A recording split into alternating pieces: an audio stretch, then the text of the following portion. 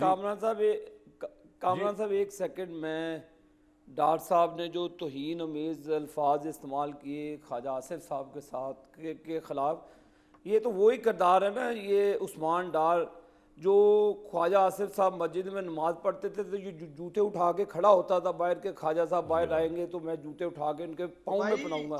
ये वही उस्मान डार है। जब ख्वाजा आसिफ साहब कोई थूक फेंकते थे तो ये अपने हाथ आगे। अब बात सुनो, तुम बदतमीज आदमी हो, बात सुनो यार, तुमने बड़ी बदतमीजी से उनके बारे में अल्फाज की।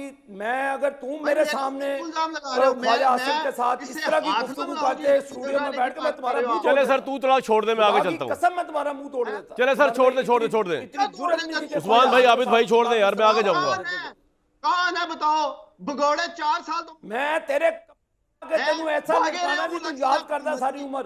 तेनू मैं दसना सी तू ख्वाजा आसिफ दा चमचा सी, तू ख्वाजा आसिफ दे कपड़े धोने वाला धोबी था उसले, और तुम्हें टिकट नहीं दिया, तुम्हारी औकात क्या थी? तुम्हें तो ख्वाजा आसिफ ने तुम्हारी पहचान किया। यार आप दोनों पॉलिटिकल वर्कर हैं, आप दोनों काबिल एहतराम हैं भाई, क्यों औकातों तक पहुंच गए मेरे भाई? ख्वाजा आसिफ का चमचा था, इसको शर्म नहीं आती है ख्वाजा आसिफ के साथ बकवास करता है ये कुत्ते वाली?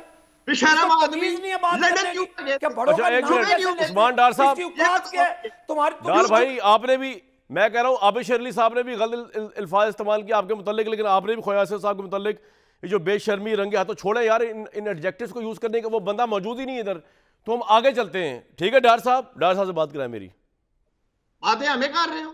डार साहब ठंडे हो जाए, आबिद भाई आप भी ठंडे हो जाए। उस्मान भाई बात ये है कि ये सारा मामला जो है ना, इसमें कुछ जिम्मेदारी आपकी भी है। ऑब्वियसली आपने जब से हुकूमत संभाली, आपने ऑपोजिशन को या सियासतदानों के साथ किसी मसले को डील करने को अपनी जैसे कहते हैं अपनी शान के मुताबिक नहीं समझा। आपने आर्मी चीफ से ब्रीफिंगें दिलवाई इनको, आपने DGI के उस ज़माने की ब्रीफिंगें दिलवाई।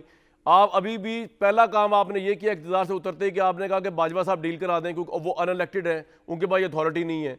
फिर आपने अदालत के ज़रिए जो है अदालत को मजबूर कर दिया इस हद तक कि बंदयाल साहब अब जो है वो मुज़ाकरात, हालांकि दुनिया की कोई सुप्रीम कोर्ट, दुनिया की कोई अदालत इस तरह के गंद में नहीं पड़ती कि जी वो कहे जी तमाम पार्टियां आपस में बैठ के मुज़ाकरात कर लें तो फिर हम फैसला करेंगे, निकलेंगे इसमें से।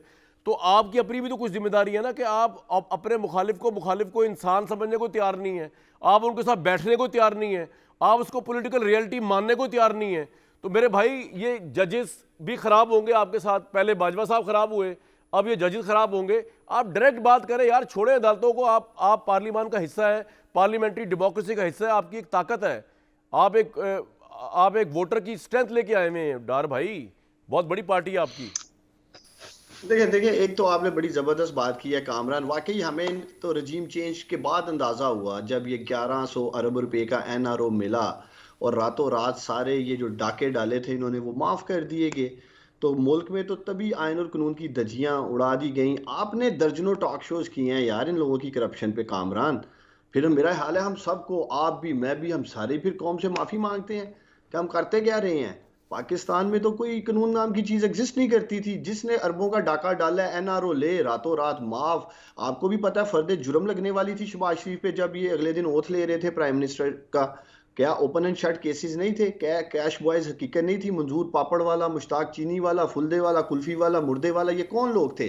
अरबों रुपए पकड़े तो गए थे ना, आखिरकार किसी ना किसी के तो थे मेरे भाई। तो अगर हमें पता होता वाकई ये इस तरह NRO दिया जाता है और फिर ये सारा कुछ चोर डाकू लुटेरे लाके मुसल्लत कर दिए जाते हैं तो ठीक है। अब देखें पिछले 1 साल से रजीम चेंज के बाद से PTI इमरान खान एक ही चीज का मुतालबा कर रही थी, इलेक्शन की तरफ जाते हैं, इलेक्शन की तरफ जाते हैं। इन लोगों ने इलेक्शन की तरफ नहीं गए हैं, इन्होंने फैसला किया हम इक्तदार में रहेंगे। अब जो आपने अपने एंट्रो में कहा है कि एशिया में इस वक्त सर चढ़ के बोल रही है महंगाई, पाकिस्तान में तारीख की बुलंद तरीन सतह पे पहुंच गई। 58 साल में सबसे ज्यादा महंगाई रही है, रिकॉर्ड बन गया जी।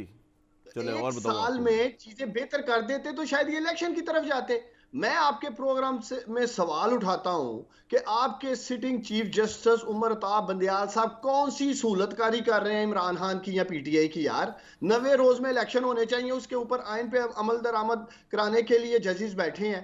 कौन सा यहाँ इमरान खान को रिलीफ मिल गया है? 150 मुकदमात हुए हैं रोजाना बेलों के लिए। मेरा लीडर एक अदालत से दूसरी अदालत जा रहा है, कभी लाहौर जा रहा है, कभी इस्लामाबाद जा रहा है। मुझे बताएं ना, जो गैर कानूनी मुकदमात किए गए हैं जिनमें इमरान खान इन्वॉल्व भी नहीं है। आज लाहौर हाई कोर्ट के 5 जज साहिबान ने कहा है इमरान खान को जाएं, जैसे भी मुकदमात हैं झूठे हैं जैसे भी हैं जाके पेश हों, जाके उनका सामना करें। तो हमें कौन सी सहूलतकारी मिल रही है या हमें कौन सा रिलीफ दिया जा रहा है जाली मुकदमात के ऊपर मेरे भाई, जो ये एक बयानिया बनाने की कोशिश कर रहे हैं कि शायद अदालतें इमरान खान को लाने की कोशिश कर रही हैं। और दूसरा, मैं खास तौर पे ख्वाजा आसिफ के कंडक्ट पे बात करना चाहता हूं। देखें, आपको पता होना चाहिए कामरान, ये वही ख्वाजा आसिफ है जो रंगे हाथों पकड़ा गया था दुबई में प्राइवेट कंपनी में नौकरी करते हुए, लाखों रुपए 50 लाख रुपया महीना तनख्वाह लेते थे और असेंबली के फ्लोर पे कह रहे हैं मुझे 1,68,000 रुपया मिलता है पाकिस्तानियों। हमारा बंदयाल पाकिस्तानियों, हमारा काबिल एहतराम चीफ जस्टिस वो हैं जिन्होंने इनकी तायाद नहली खत्म की। इनको इस्लामाबाद हाई कोर्ट ने नहल किया कामा रख के छुपा कर नौकरी करने पे, और आज मसूफ कह रहे हैं जज साहिबान को कि अपने गिरेबानों में जाके इनका हिसाब हो जाता ना तो ये सारे जेलों में होते। जब भी इनका हिसाब होने लगता है ये एनआरओ ले लेते हैं। जनरल मुशर्रफ ने जब इनको हाथ डाला था ना तो जनरल मुशर्रफ से इन्होंने एनआरओ लिया।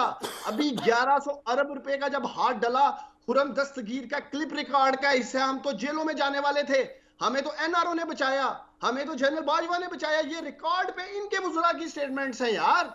ये क्या बात आपका पॉइंट आ गया, जज साहिबान को ललकारने की कोशिश करते हैं। आपका पॉइंट आ गया। मैं चाहूंगा आप साहब रिस्पॉन्ड करें, लेकिन जरा मैं आमिर इलियास राणा साहब को भी कामरान साहब एक सेकंड, मैं डॉक्टर साहब ने जो तौहीन अमेज़ अल्फाज इस्तेमाल किए ख्वाजा आसिफ साहब के साथ के ख़िलाफ़, ये तो वही किरदार है ना, ये उस्मान डार जो ख्वाजा आसिफ साहब मस्जिद में नमाज पढ़ते थे तो ये जूते उठा के खड़ा होता था बाहर के, ख्वाजा साहब बाहर आएंगे तो मैं जूते उठा के उनके पाँव में पहनाऊंगा। ये वही उस्मान डार है जब ख्वाजा आसिफ साहब को थूक फेंकते थे तो ये अपने हाथ आगे। अब बात सुनो, अब बात सुनो, तुम बदतमीज आदमी हो, बात सुनो यार, तुमने बड़ी बदतमीजी से उनके बारे में अल्फाज की। मैं अगर तुम मेरे सामने ख्वाजा आसिफ के साथ इस तरह की गुफ्तगू करते स्टूडियो में बैठ के, मैं तुम्हारा मुंह चले सर तू तलाक छोड़ दे, मैं आगे चलता हूं। कसम मैं तुम्हारा मुंह तोड़ देता। चले सर छोड़ दे उस्मान भाई, आबिद भाई छोड़ दे यार, मैं आगे जाऊंगा। कौन है बताओ? भगोड़े 4 साल तो मैं तेरे तेनू ऐसा लगाना सी तू याद करदा सारी उम्र। तेन मैं दसया सी कि तू ख्वाजा आसिफ दा चमचा सी, तू ख्वाजा आसिफ दे कपड़े धोने वाला धोबी था उसले, और तुम्हें टिकट नहीं दिया, तुम्हारी औकात क्या थी? तुम्हें तो ख्वाजा आसिफ ने तुम्हारी पहचान किया। यार आप दोनों पॉलिटिकल वर्कर हैं, आप दोनों काबिल एहतराम हैं भाई, क्यों औकातों तक पहुंच गए मेरे भाई? ख्वाजा आसिफ का चमचा था, इसको शर्म नहीं आती है ख्वाजा आसिफ के साथ बकवास करता है ये कुत्ते वाली? बेशरम आदमी नहीं है बात करने की। क्या बड़ों अच्छा, का एक नाम मिनट, कैसे उस्मान डार साहब, तुम्हारी डार भाई आपने भी, मैं कह रहा हूँ आबिद शेरली साहब ने भी गलत अल्फाज इस्तेमाल किया आपके मुतालिक, लेकिन आपने भी ख्वाजा आसिफ साहब के मुतालिक ये जो बेशर्मी रंगे हाथों छोड़े यार, इन एडजेक्टिव्स को यूज करने का वो बंदा मौजूद ही नहीं है इधर, तो हम आगे चलते हैं। ठीक है डार साहब से बात कराएं, मेरी बातें हमें कर रहे हो। डार साहब ठंडे हो जाए, आबिद भाई आप भी ठंडे हो जाए। आमिर इलियास राणा साहब आप रिलीफ दें सर हमें। मुझे सर ये बताएं कि ये जो मामला चल रहा है कि जी कोर्ट जो है वो ज़ातियात में बात नहीं होनी चाहिए यार, और मैं कहता हूँ अल्फाज का मुनासिब चुनाव होना चाहिए। ये मैं आबिद भाई को ही मशवरा है मेरा मुफ्त में, और अपना भाई जो है डार उसको ही मशवरा है। जैसे कि मैं दोबारा कह रहा हूँ, ये ख्वाजा आसिफ साहब मौजूद भी नहीं है, आपने जो लफ्ज़ यूज़ किए यार, रंगे हाथों पकड़े जाना, बेशरम, ये वो, यार इसके इज्तनाब भी हो सकता है ना। आप अपना आर्गूमेंट ये एडजेक्टिव यूज़ किए बगैर भी दे सकते हैं, ख्वाजा आसिफ के साथ ये हो गया, उसने ये कर दिया, आप ये कह सकते हैं। ये एडजेक्टिव ना यूज़ करें तो मैं दोनों लोगों से रिक्वेस्ट करूँगा। बहरहाल आगे चलूँगा जी मैं।